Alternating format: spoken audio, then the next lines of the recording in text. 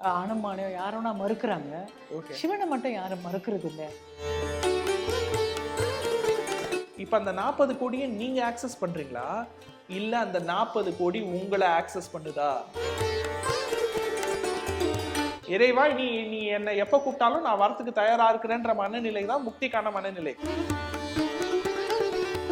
பழனி மலையை சுத்தி ஒரு 11 ஜீவ சமாதி இருக்கிற இடத்துக்கு நாங்க போனோம். அப்படி ஒரு இடம் இருக்கிறதே கூகுள்லயே தெரியல. இப்ப நான் அந்த பேரை ஏன் ரிவீல் பண்ணாம இருக்கேன் அப்படின்னா, இந்த ப்ரோக்ராமை பார்த்துட்டு அங்க ஒரு கூட்டம் போய் நிக்க கூடாது. இப்போ வந்து 5 தொழில்கள் இருந்திருக்குல்ல, குறிஞ்சி, முல்லை, மருதம், நெய்தல், பாலை. வேட்டையாடுறதே பெண்கள் தான். ஆள் அரவம் இல்லாத நல்ல வைப்ரேஷன் இருக்கிற கோவில் வந்து ஒரு மனுஷனுக்கு மிகப்பெரிய கிஃப்ட்.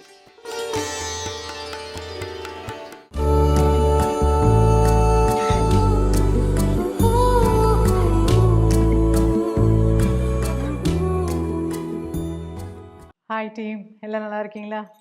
எல்லா ஃப்ரெண்ட்ஸுக்கும் ஒரு வணக்கம். ரொம்ப நாள் கழிச்சு ஆஃப்டர் 6 months ஒரு ஃபேன் குரூப் மாதிரி ஒருத்தவங்க சேர்ந்து பெங்களூரில் எல்லோரும் டிஎன்ஏ பற்றி ரொம்ப விசாரிச்சாங்க, பேசினாங்க. அவங்களோட ஒரு சின்ன செஷன் வச்சுருந்தேன். சரி, திருப்பியும் let's come back to DNA and clear all the doubt. ஒரு 6 மாதமாக ஒரு பெண்டிங்கில் கொஷினும் இப்போ ரீசெண்டாக பெங்களூரில் எடுத்த செஷனில் வந்த கொஷினை ஆரம்பிக்கலாம். அவங்க என்ன சொல்கிறாங்க, எல்லாரும் யாரை மறுத்தாலும் அம்பாளையோ முருகரோ அனுமானையோ யாரோனா மறுக்கிறாங்க, சிவனை மட்டும் யாரும் மறுக்கிறது இல்லை. ஏன் அவர் தான் அல்டிமேட்டுங்கிறதுல ரொம்ப ஸ்ட்ராங்கா எல்லாரும் பிலீவ் பண்றாங்க. இதுக்கு என்ன காரணம் இருக்கா? காரணம் எல்லாம் ஒண்ணு இல்ல. முதல்ல தேர்ட் ஐ ஆக்டிவேட் பண்ணவர் வந்து சிவன். நான் என்ன சொல்றேன்னா, அப்படி பார்த்தா எல்லா கடவுளுக்குமே தேர்ட் ஐ இருக்கு. எல்லா கடவுளுமே என்லைட்டன் தானே. ஆமா. அப்ப எல்லா கடவுளுக்குமே தேர்ட் ஐ ஓபனா தானே இருக்கு. ஆனா சிவனை மட்டும் ஏன் முக்கண்ணான்னு கூப்பிடுறோம்? ஏன்னா முதல்ல தேர்ட் ஐ ஆக்டிவேட் பண்ணது அவர்தான். முதல்ல தன்னை தான் உணர்ந்தது அவர்தான். அவருக்கு அடுத்து ஃபாலோ பண்ணிட்டு வந்தவங்க தான் மத்தவங்க எல்லாமே. ஏன்னா அவரை வந்து சித்தர்கள் வழிபடுறாங்க, குருமார்கள் வழிபடுறாங்க. ஏன் குறிப்பா சித்தர்கள் அவரை ஃபோக்கஸ் பண்றாங்க? முதல்ல தன்னை தான் அறியறது எப்படின்றதுக்கான சிலபஸை வகுத்ததே அவர்தான். அதை தொடர்ந்துதான் முருகனை தொடர்ந்துதான் நந்தியை தொடர்ந்துதான் மற்ற சித்தர்கள். அகத்தியர்ல இருந்து நீங்க சொல்ற அந்த 18 சோகால்டு சித்தர்கள் வருவாங்க. அவங்களுடைய வம்சாவளினா பிள்ளைகள் கிடையாது, குரு சிஷ்ய வம்சாவளிகள் தான். அடுத்து உங்களுக்கு எல்லாம் குரு சீடர்கள் வம்சாவளியில இன்னைக்கு இருக்கக்கூடிய கோடிக்கணக்கான சித்தர்கள் எல்லாமே அங்க இருந்து தான் ஸ்டார்ட்.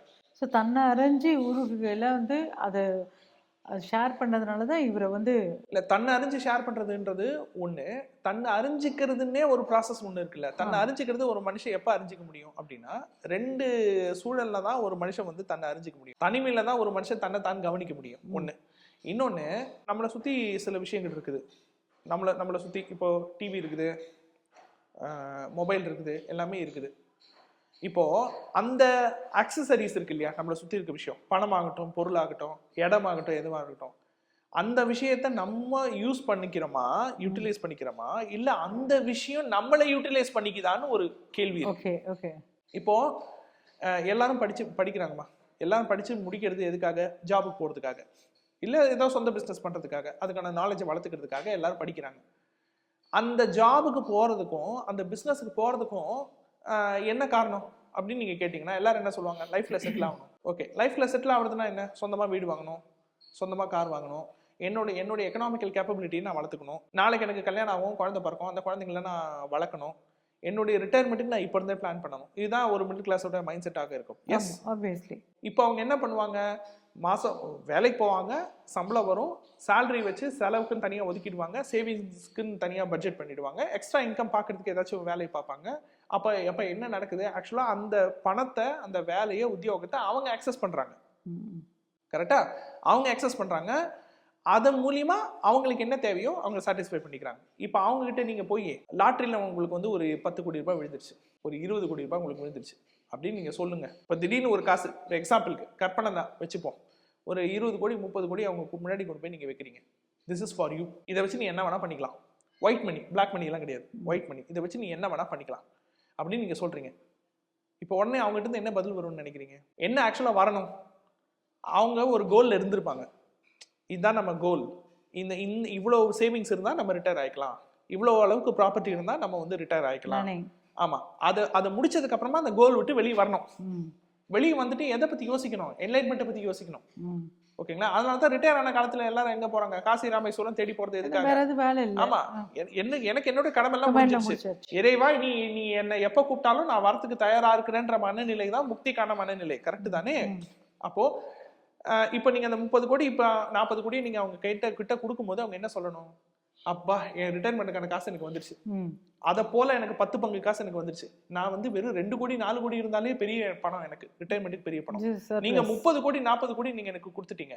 நான் வந்து என்ன பண்ணுவேன் அப்படின்னா அதுல வெறும் அந்த 2-4 கோடிக்குள்ள எனக்கான இன்வெஸ்ட்மெண்ட், பையனுக்கான படிப்பு, கோல்டு எல்லாத்துக்கும் நான் இன்வெஸ்ட் பண்ணிட்டு மிச்சத்தை நான் அழகா நான் பேங்க்ல போட்டுட்டு நான் பாட்டுக்கு ரிலாக்ஸ் ஆயிடுவேன். இனி நான் ஜாபுக்கு போகணும்னு அவசியம் கிடையாது. நான் வந்து அதுக்கப்புறம் நான் வந்து என்னுடைய தேடலை நோக்கி நான் போவேன் அப்படின்னு சொல்லிட்டு சொல்லணும். ஆனா அந்த டைம்ல அவங்களுக்கு மைண்ட் என்ன தெரியுமா தோணும்? அந்த 40 கோடியை வச்சு என்ன பண்ணலாம்னு தோணும். அடுத்த லெவல் அதை வச்சு நான் ஒரு பிசினஸ் ஆரம்பிக்கிறேன், அதை வச்சு நான் ஒரு கல்யாண மண்டபம் வாங்குறேன், அதை வச்சு அதாவது அந்த 40 கோடிக்கு என்ன பட்ஜெட்டோ பிளான் பண்ண ஆரம்பிச்சிருவாங்க. இப்போ அந்த 40 கோடிக்கு நீங்க பட்ஜெட் பிளான் பண்ண ஆரம்பிச்சீங்கல்ல, இந்த பிளான் அந்த காசு வரதுக்கு முன்னாடி வரைக்கும் உங்களுக்கு இருந்திருக்காது. ரைட்? அதுக்கு முன்னாடி வரைக்கும் உங்களுடைய கோல் வேற. இப்ப நான் கேட்கறதுக்கு பதில் சொல்லுங்க. இப்ப அந்த 40 கோடியை நீங்க ஆக்சஸ் பண்றீங்களா இல்ல அந்த 40 கோடி உங்களை ஆக்சஸ் பண்ணுதா? ஆப்வியஸ்லி. ரைட்?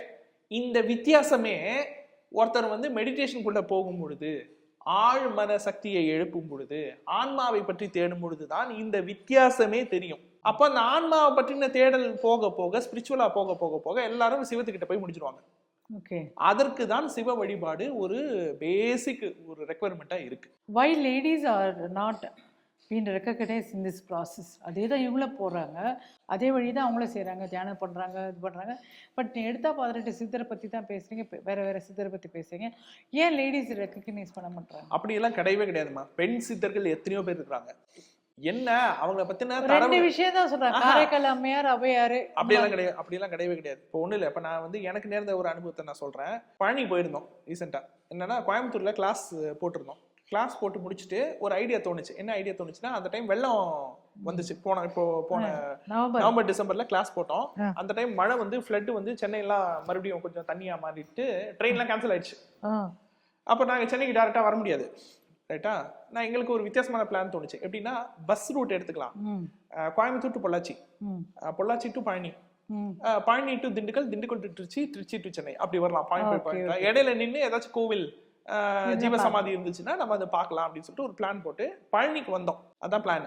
பழனிக்கு வந்துட்டு பழனில இருந்து எங்களுக்கு வந்து ஒரு நண்பர் எங்களுக்கு கிடைச்சாரு. அந்த நண்பர் மூலியமா பழனி மலையை சுத்தி ஒரு 11 ஜீவசமாதி இருக்கிற இடத்துக்கு நாங்க போனோம்.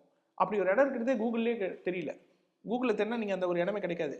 ஏன்னா கூகுள்ல யாரும் அதை பதிவே பண்ணல. ஓகேங்களா?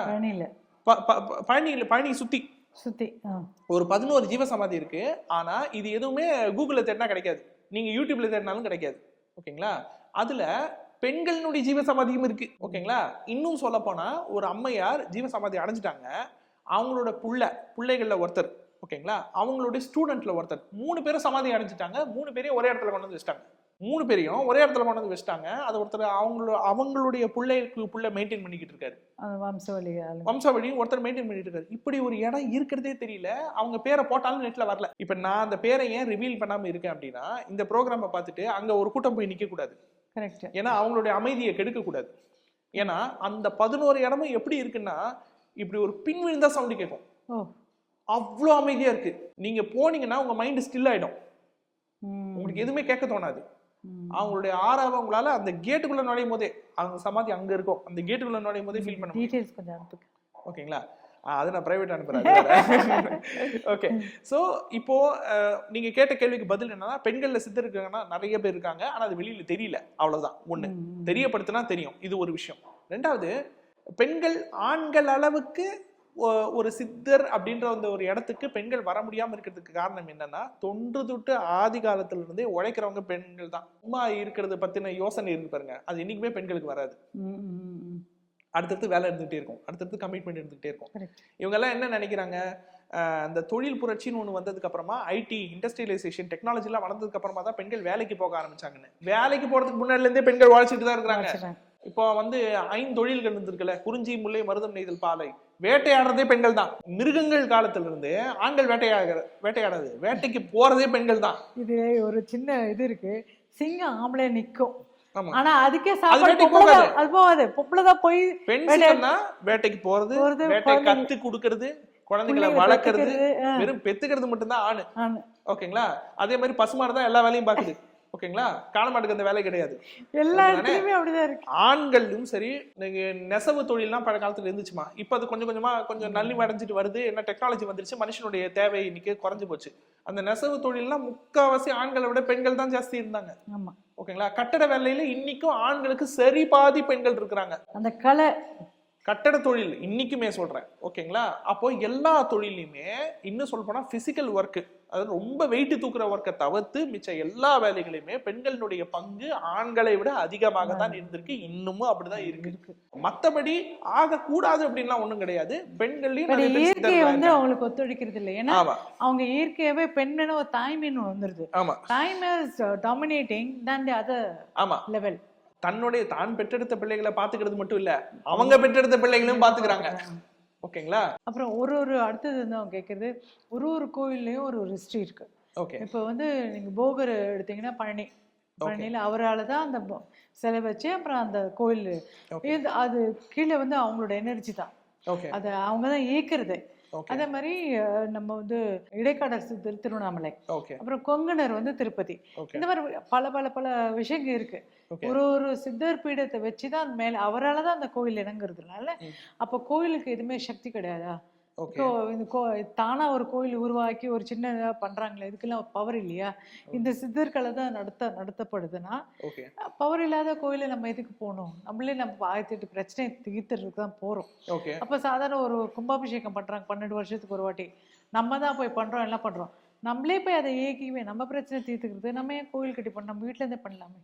இல்ல முதல்ல இவங்க கோயிலுக்கு போறதுனுடைய இன்டென்ஷனே என்னன்னு தெரியாம இவங்க வந்து நம்ம வந்து நம்மளோட பாரத்தெல்லாம் இந்த இடம் கோயில் போயிட்டு நான் சொல்லிட்டு வந்துட்டேப்பா, இந்த கடவுள் பார்த்துப்பாரு, அடுத்தது அவர் முதல்ல கோவிலினுடைய சீக்ரெட் என்ன அப்படின்னா, ஆள் அரவம் இல்லாத நல்ல வைப்ரேஷன் இருக்கிற கோவில் வந்து ஒரு மனுஷனுக்கு மிகப்பெரிய கிஃப்ட். ஆமா, ஆள் அரவம் இல்லாத வந்து ஒரு கோவில், ஒரு அமைதியான ஒரு கோவில் இருக்குதுன்னு வச்சுக்கோங்க, இல்ல அது அமைதியான ஒரு ஜீவ சமாதி இருக்குதுன்னு வச்சுக்கோங்களேன், அங்க உங்களுக்கு கிடைக்கிற மாதிரியான ஒரு எனர்ஜியோ ஒரு இம்பாக்டோ ஒரு சைக்காலஜிக்கல் இன்ஃப்ளூயன்ஸோ எந்த பெரிய கோவிலையும் கிடைக்காது. ஸோ கோவிலுக்கு இதில் வந்து ஒரு யோகா ப்ராக்டிஸில் இருக்கிறவங்க வந்து நமக்கு சொன்ன தகவல் என்னன்னா, சில பேருக்கு வந்து பார்த்தீங்கன்னா கோயில் போனால் நிறைய வரும். பிரகாரத்துக்கு முன்னாடி நின்னாலே கொட்டாய் பயங்கரமாக வந்துட்டே இருக்கும். ஓகேங்களா? 2 ரீசன். ஒன்று, அவங்களுக்குள்ள இருக்க நெகட்டிவ் கிளென்ஸ் ஆகுது. ஒன்று, இன்னொன்று அவங்க கிட்ட இருந்து எனர்ஜி போகுது. எனக்கு அப்படித்தான் இன்னொன்று தான் கேள்விப்பட்டேன், அதாவது அவங்களுக்குள்ள நல்ல எனர்ஜி வரும். இல்ல அவங்க கிட்ட இருந்து எனர்ஜி அதோட கனெக்ட் ஆகுது. ஓகேங்களா? அது ஏன் அப்படின்னு சொல்லிட்டு நீங்க பாத்தீங்க அப்படின்னா, நீங்க வந்து ரொம்ப புகழ்பெற்ற கோவில் எல்லாரும் அப்படித்தானே பார்ப்பாங்க. எல்லாரும் வந்து ரொம்ப ஃபேமஸான கோவில் தேடி போவாங்க. ஆனா ஃபேமஸான கோவில்ல உங்களால எனர்ஜி ஃபீலே பண்ண முடியாது. ஏன் ஃபீல் பண்ண முடியாதுன்னா, அந்த நேரம் 1,00,000 பேர் அங்க இருப்பாங்க. ஒரு ப்ரெஷியஸான ஒரு விஷயம் உங்களுக்கு கிடைக்குது, அந்த ப்ரெஷியஸான விஷயம் அப்படியே பிரிஞ்சு பிரிஞ்சு பிரிஞ்சு பிரிஞ்சு பிரிஞ்சு கடைசியில் உங்களுக்கு இவ்வளவு உண்டு தான் கிடைக்கும். நீங்க என்ன ஃபீல் பண்ண முடியும் நீங்க? ஆனா ஆளே இல்லாத ஒரு கோவில் அல்லது அமைதியா இருக்கிற கோவில்ல சும்மா சைலண்டா வந்துட்டு போயிடுறாங்க. அங்க ரொம்ப சத்தம் படுறது கிடையாது, கச்ச கச்ச கச்ச கச்சன்னு இல்ல. அந்த இடத்துல நீங்க ஃபீல் பண்றது எனர்ஜிய கூட்டமா இருக்கிற இடத்துல நீங்க ஃபீல் பண்ண முடியாது. அதுவும் பரிகார ஸ்தலத்துல உங்களால ஃபீலே பண்ண முடியாது. அது ஆனா ஜனங்க ஏன் ஃபீல் பண்ண முடியாதுன்னா, அந்த இடம்லாம் என்னைக்கும் கமர்ஷியலைஸ் ஆயிருக்கும். நீங்க வந்து என்னைக்குமே தயவு செஞ்சு இந்த கமர்ஷியலைஸ் ஆன கோவிலுக்கு போறது மூலியமா உங்களுடைய பிரச்சனை தீரும் அப்படின்னு நீங்க நினைச்சீங்க அப்படின்னா அது நம்மளுடைய கற்பனை மட்டும்தான். பட் ஆக்சுவலி ஜனங்க ஏன் கண்ண மூடின்னு போறாங்க? இப்ப தனிப்பட்ட என்னோட பழக்கத்தை நான் சொல்லிடுறேன். நான் ஏதாச்சும் ஒரு பெரிய கோயிலுக்கு போறதா இருந்தா, முகூர்த்த நாள் இல்லாத நாள் ஒண்ணு இருக்கு பாருங்க, சாதாரண நாள் இருக்கு பாருங்க, அந்த நாள் தான் நான் அந்த கோவிலுக்கு போவேன். முகூர்த்தம் இல்லாத நாள், முகூர்த்த நாள் அப்போ நான் அந்த கோவிலுக்கு போறதை முடிஞ்ச வரைக்கும் நான் தவிர்த்துப்பேன். இதை நான் மற்றவங்களுக்கு அட்வைஸா சொல்லல, என்னுடைய பழக்கம் அது. ஏன்னா முகூர்த்த நாள்ன்றதை நான் தவிர்க்கிறேன்னு அர்த்தம் கிடையாது. முகூர்த்த நாள் அப்போ அங்க வழக்கமா இருக்கிறது 10,000 பேர் இருக்க வேண்டிய இடத்துல 30,000 பேர் இருப்பாங்க. ஓகேங்களா? அப்போ என்ன ஆயிடுது அப்படின்னா, அவங்களுடைய மூச்சு காத்து அந்த இடத்துல கலந்து பொல்யூட் ஆகுறதோட மட்டும் இல்லாம அவங்களுடைய எண்ண அலைகளும் அந்த இடத்துல கலந்து பொல்யூட் ஆகும். ஓகேங்களா? சோ அப்போ அந்த பொல்யூஷனை அவாய்ட் பண்றதுக்காக, அந்த தாட்ஸ் பொல்யூஷனை அவாய்ட் பண்றதுக்காக என்ன பண்றோம், முடிஞ்ச வரைக்கும் அமைதியா இருக்கிற இடத்துக்கு நம்ம போறோம். ஆனா நான் அமைதியா இருக்கிற இடத்த நம்ம வந்து ஃபேமஸ் பண்றோம் அப்படின்னு சொல்லிட்டு இப்ப நிறைய பேர் என்ன பண்ணிடுறாங்க, ஜோதிடர்கள் என்ன பண்ணிடுறாங்க, அவங்களுக்கு ஒரு சித்தருடைய குகையோ சித்தருடைய இடமோ கிடைக்குது. அது மக்களுக்கு தெரியட்டும் அப்படின்னு சொல்லிட்டு ஃபேமஸ் பண்ணிடுறாங்க. அதுக்கப்புறம் அந்த அமைதி கெட்டு போகுது. நம்ம வந்து சத்தம் போடுறது மூலியமா நம்ம அதனோட அமைதியும் அதனோட வைப்ரேஷனை கெடுக்கிறது மட்டும் இல்லாம மத்தவங்களுக்கு அந்த எனர்ஜி போய் சேர்றதையும் நம்ம வந்து தடுக்கிறோம். சரி, இந்த கும்பாபிஷேகம் பண்ணி எதுக்கு அது வந்து நம்ம 12 அது வருஷம் குருவுடைய சைக்கிள். குரு வந்து ஒரு வீட்டை கடக்கிறதுக்கு 1 வருஷம், ஸோ 12 வீட்டை கடந்து முடிக்கிறதுக்கு 12 வருஷம். ஓகே ஓகேங்களா? அப்போ இன்னைக்கு மேஷத்துல பரணியில ஒருத்தருக்கு கோவிலுக்கு கும்பாபிஷேகம் நடந்துருக்குன்னா மறுபடியும் அவர் பரணிக்கு வர்றதுக்கு 12 years ஆகும். அதே சமயத்துக்கு ஓகே ஓகேங்களா? அப்போ வந்து குரு வந்து உயிர் கடவுள், ஜீவசக்திக்கு கடவுள். ஸோ இப்போ அதனுடைய எக்ஸ்பைரி பீரியட் வந்து 12 வருஷம். சரி, அதனால மறுபடியும் அதை இது பண்ணிக்கிட்டே இருக்காங்க. பண்ணிக்கிட்டே இருக்கேன். நீங்கள் இவ்வளோ அழகாக எல்லா டிஎன்ஏ பற்றி அழகாக கிளியராக மணிக்கணக்கில் சொல்கிறீங்க. எல்லாமே கரெக்டாகவும் இருக்குது, எல்லாம் டேலி ஆகுது. ஓகே, அதை சொல்லும்போது ஒரு சந்தோஷத்தோட சொல்லுங்க. ஒய் ஐ ஸோ ஆங்க்ரி? என் தலையெழுத்துல பிரம்மா வந்து நான் டாக்டர் ஆயிடுவேனான்னு போட்டிருக்காரா சார் அப்படின்னு கேட்டா எவ்வளவு எரிச்சல் வரும் நீங்களே சொல்லுங்க.